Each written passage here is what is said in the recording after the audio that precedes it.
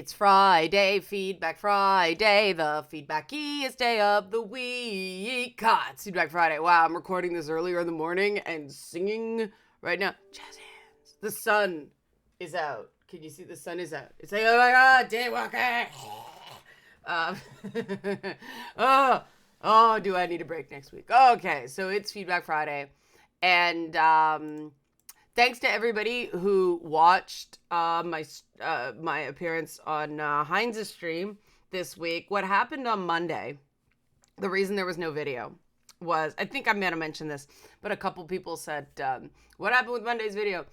I sponsored a, it's called a, I am a patron of the queer Jewish arts. It was a drag cabaret show. And that was on Sunday. And so I set up the video to upload, but I have this ongoing issue with YouTube where for some odd reason, sometimes it won't upload. It just won't upload no matter what I do. And so it didn't upload.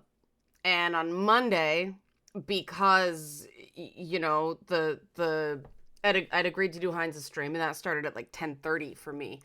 And then as I was about to leave, the verdict came in. And so we were there a lot longer. And so I had to do It's Not Therapy for the week. And so Monday's video did not get up because if, you know, you're uploading, you can't stream, you can't do anything else. So that's what happened. That's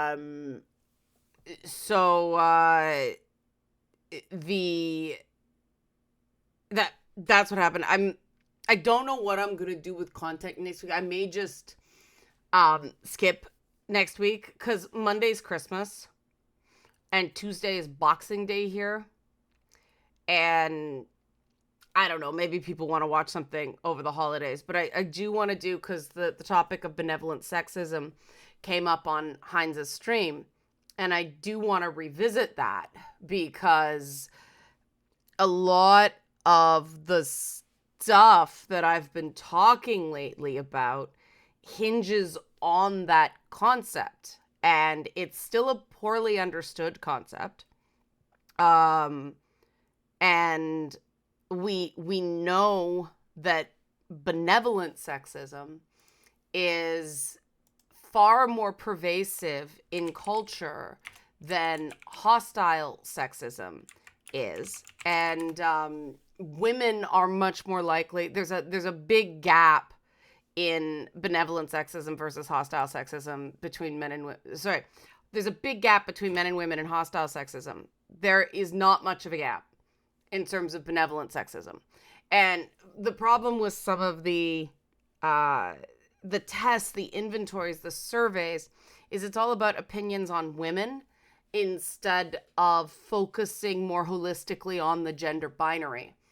And that's something I'm actually kind of keen on to explore, because the tricky thing about benevolent sexism is that there isn't anything in society, there aren't views in society that squash men's public participation in lieu of safety. You know, we talk about disposable male syndrome, and all types of sexism are hostile towards men. You know, every time I do a talk at a post-secondary school, like a college or university, there's all this is a real topic. The idea of, can you be benevolently sexist against men? And I can't think of an example where men are put up on a moral pedestal and then have farther to fall. It's more like men are dogs, men are bastards, all men cheat, inherent negatives. Whereas with women, it's that, women are more moral, women are more caring, women are natural caregivers, women are nurturers, women are more honest. None of this is true. And this may seem in the short term like it's something that will benefit women, but it doesn't actually. What it does is it creates, a harder landing, because people assume this inherent moral paragon, and it's not true. You can't live up to it. And it's a double-edged sword, because not only are women assumed to be more honest and caring and nurturing, so we're punished for not being. We're also seen as the default victims of society, which makes it much harder to be respected as a leader.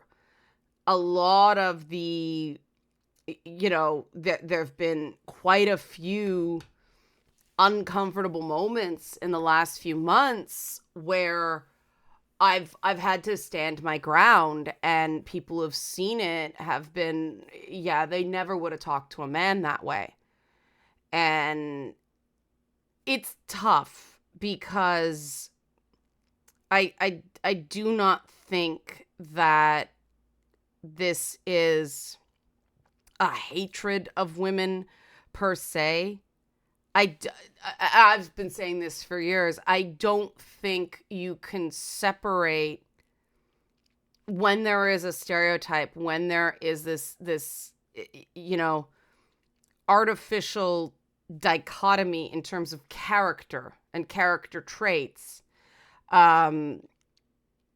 regarding morality and honesty. I don't think it ever truly benefits one group or the other in the short term. It's that sort of none of us are free until we're all free kind of thing. Any stereotype is a profound problem for anybody who isn't sex typical. And in gaming, I believe among core gamers, not like, the normies who buy 2 games a year and, only play Madden and, I don't know, The Sims or something like that. I hate The Sims. I think that among core gamers, most of us are not gender typical or sex typical. Choose the terminology you want. And this becomes an issue when we talk about games and the messages in games, and we talk about nerd media. And I think the reason the whole, the Jonathan Majors trial was something the media was caught napping on. And so now the media is again pissed off, and they're attacking the YouTubers that covered it and got it trending. And those YouTubers tended to be more sympathetic to Jonathan Majors. And so the media is trying to turn it into another Johnny Depp Amber Heard thing. And there are fundamental differences in the two things, one of which is Jonathan Majors is a black man who was arrested in New York. And there's a history there. It was also a criminal trial, not a civil one. He is looking at jail time. Hopefully he won't get any because it's a first offense, though he apparently had some juvenile offenses, so I don't know how that affects anything. And this is one of the things that I've talked to lawyers about this stuff. Friends of mine have been kind enough to give me advice who happen to, practice in the general area.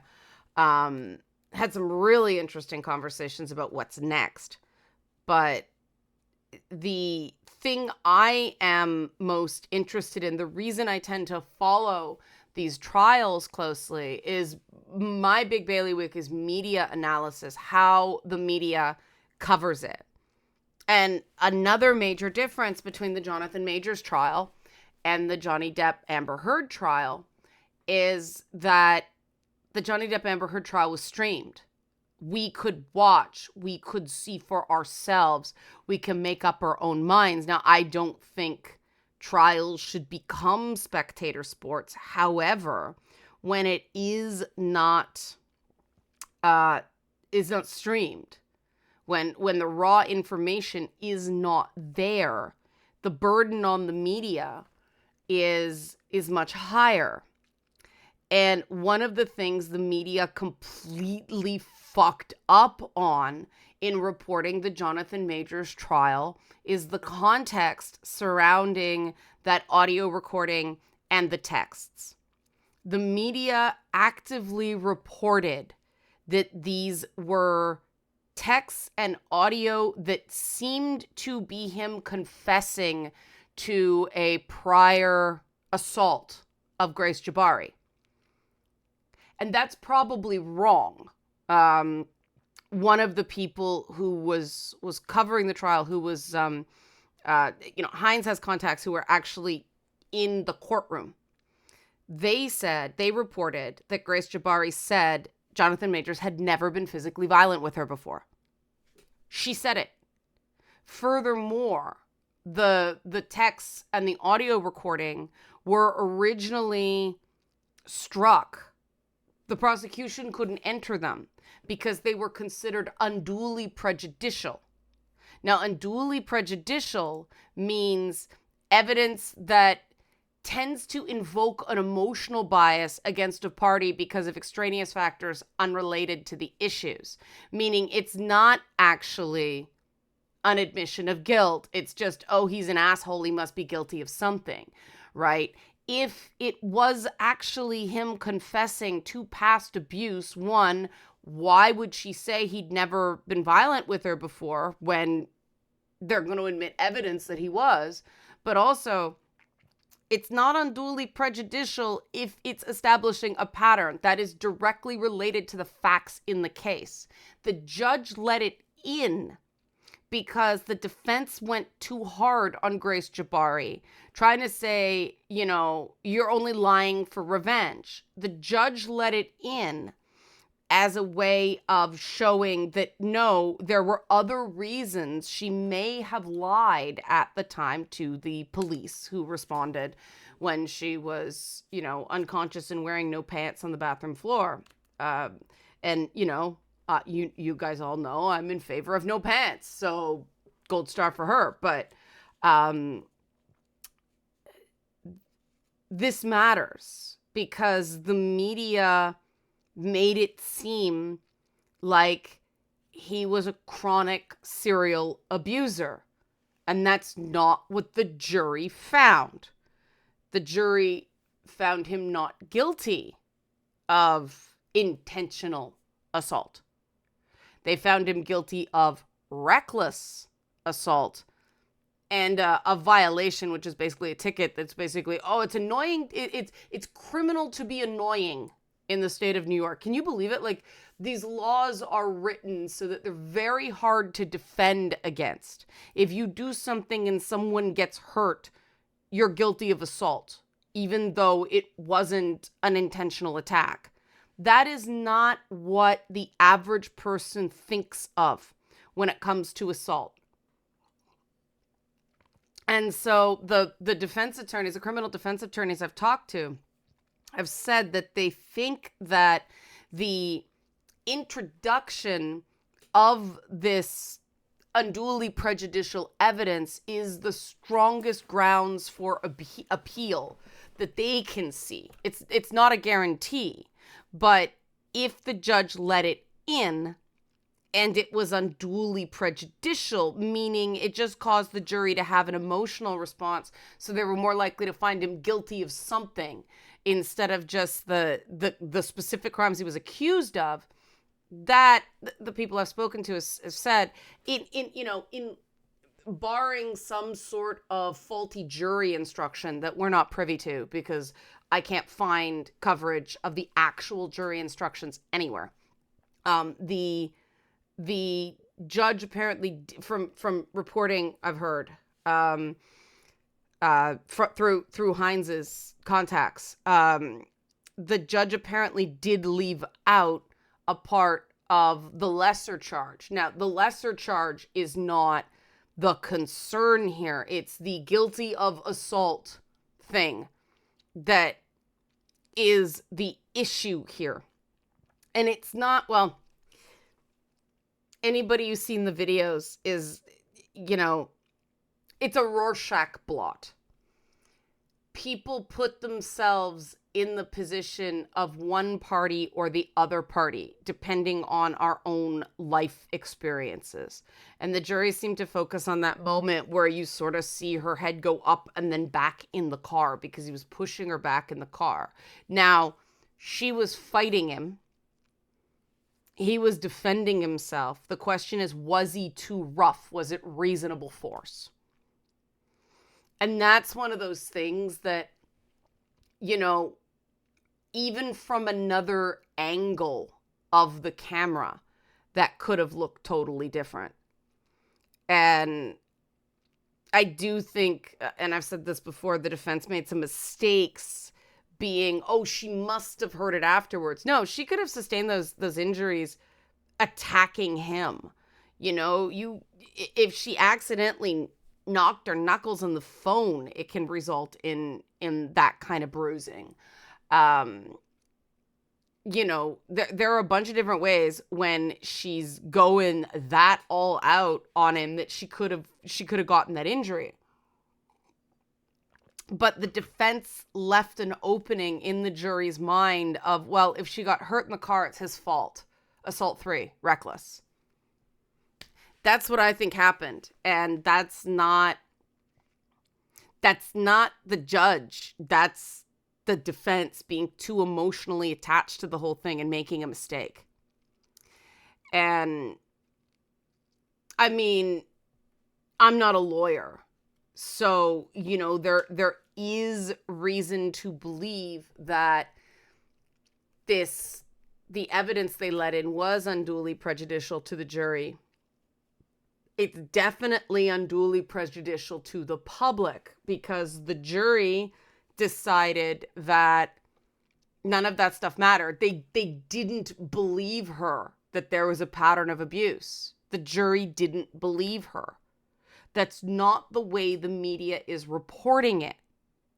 Those texts, that call, did not prove a previous pattern of physical abuse. It didn't. It doesn't even prove a pattern of true emotional abuse. Every low moment you have, every moment of despair you have, is not abuse. And you know, the miscarriage of justice doesn't stop at the courts here. The miscarriage of justice is this thing that does happen in the media, where the media thinks there is a right or wrong answer on an issue. And it creates this follow the leader in coverage. You know, most of these media outlets are,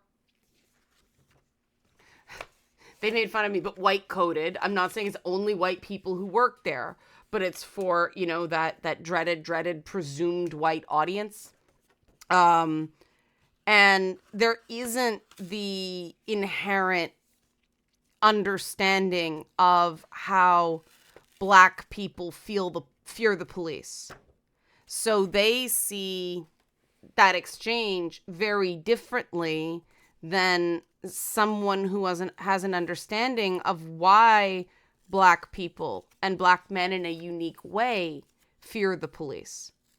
If what we heard on those recordings was actually him going, I hit you, but if you go, they'll charge me, that's not unduly prejudicial. And so the judge's initial ruling doesn't make any sense.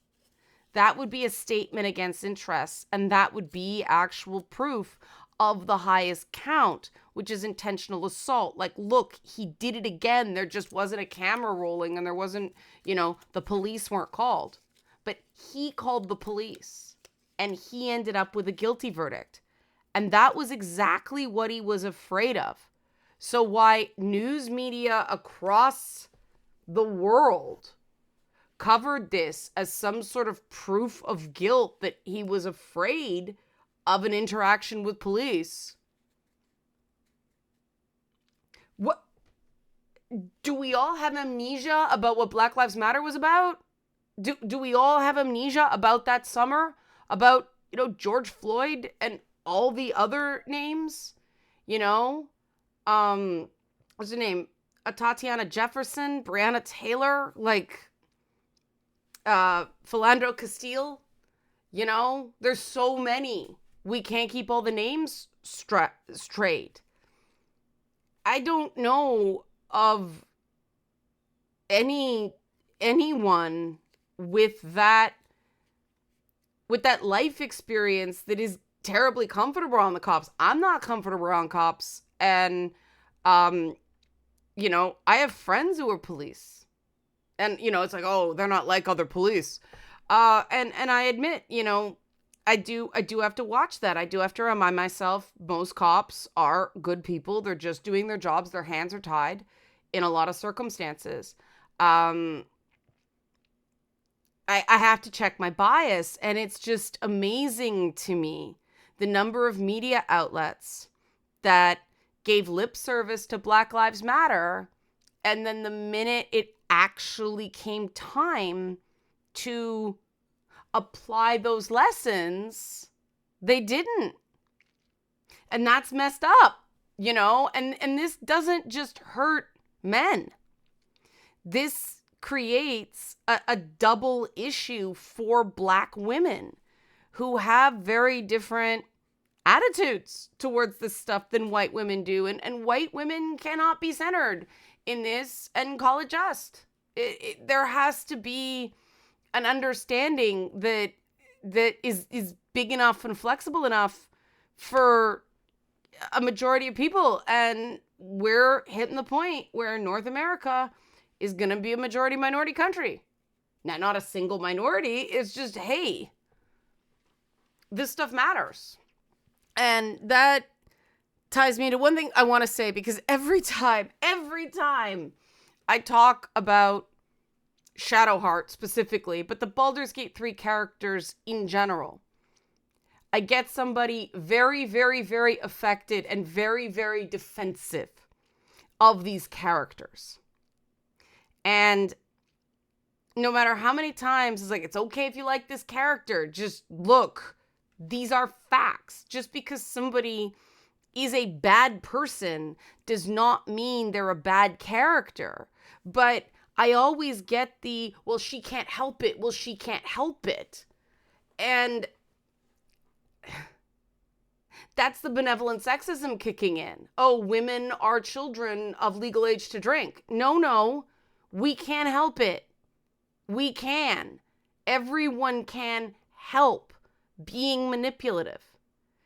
Manipulation is not a woman's default state. It is not healthy. It's not good for you. And I think we do have to do more outreach to men. Because for years it's been don't hit women. Right? And that's been the beginning of it. Control your anger.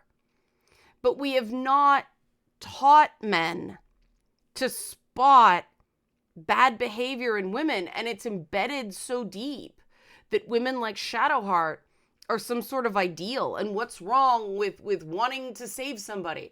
Wanting to save somebody once is okay. But turning a blind eye to the fact that they are a professional manipulator, that's not a survival trait. And that's how men get jammed up. Not just men, anyone female attracted, anyone who dates women. And the commentary, I got a lot of pushback on the commentary about, Lae'zel and the really, really rough, painful sex in the game. And, oh, she's part of a warrior culture. Yeah, she's part of a culture where you have to be prepared to fight at any time. Why would they have sexual practices that make their partners less capable of fighting the next day? If you're in all over body pain, are you going to be as effective as a warrior? It's not just abusive behavior that it wasn't just one wild night. It becomes clear she's doing it deliberately. She's doing it to make a point. She delights in roughing up her sex partners. And they don't show you consenting in advance. The player does not have the consent part. And I do think that's a very, very important part of, BDSM play. You have to show the consent, because assault is not BDSM. It's not. That has to be agreed upon in advance. If you're with somebody who keeps physically hurting you and you are just putting up with it because sex, That's the sign of a serious problem. But on top of all that, it's just bad world building, you know? And does that mean it's a bad game? No, people get too defensive. I truly believe that put this content in games. That's fine. Allow us to have our opinions about it. And this knee jerk to, oh, if there's one thing that is less than ideal about it, then I need to panic and defend it. Like, no, the whole purpose of mature games is we can have conversations about this stuff. And I do think that, the part about Shadowheart that frosts me particularly is I played her in early access. She wasn't as conventionally sweet in early access. And I preferred that, not as a good priestess of Shar, because I mean, if you're trying to hide that you're a priestess of Shar, which priestess of Shar do, why would you be going around with a name like Shadowheart, which is basically Shari McSharface, priestess of Shar? That didn't make any sense. Why are you dressed like a goth? It doesn't make any sense if you're trying to hide, But, that aside, the lore problems aside, it's okay that she is flawed. It would just be nice if the game was more aware of that and gave people more morally ambivalent female characters. There's this idea that if a woman says something in a game, that automatically makes it the point of view of the game. When you look at, all of the male characters are ambivalent in some ways. It's okay to disagree with some of the things they do. But we have this thing where when a man is taken advantage of, he should have known better. He's responsible, even when it's a completely imbalanced relationship like Gale and Mistra, who's a goddess. I'm sorry. That's not a relationship of equals. Of course, he's going to feel unworthy and do stupid things to try to impress her. Of course, it's not a relationship of equals. Mistra's in the wrong there. But people see that as Gale's fault. But all the manipulating and lying and torture and like all the stuff trying to kill Lae'zel, lying to your playable character, and then pitying everybody around her. Oh, she has her reasons. Everybody has reasons. Every abusive person on the planet has their reasons. Reasons don't make it not abuse. And so there's two potential things going on here. People are being defensive because they see their own behavior there and don't want to admit that it's wrong. Oh, they have their reasons too. Or this is behavior they've seen in women close to them, like their mother. And they don't want to admit it's wrong because it's their mother. And this is this very tender thing that we have to talk about. And that's what I want to talk about, in the new year. I think it's important because apparently the benevolent sexism stuff went over really well on Heinz channel. So it's time to revisit it. But that's it for now. I'm going to take next week off. We're going to start fresh in the new year with content. Until then, help support this channel. Become a monthly patron, patreon.com/LeannaK, or buy a one-time Leanna Care session. For some can use it but can't afford it. Coffee.com/LeannaK to rework mothers like Shadowheart to the proper place in someone's life. Or the GoFundMe, which we will be revisiting. But if you want to do just a one-time donation that isn't coffee, GoFundMe is the way to go. Thanks for watching. And have a great Christmas and a happy new year. And we will be feeding back in 2024. Thanks so much.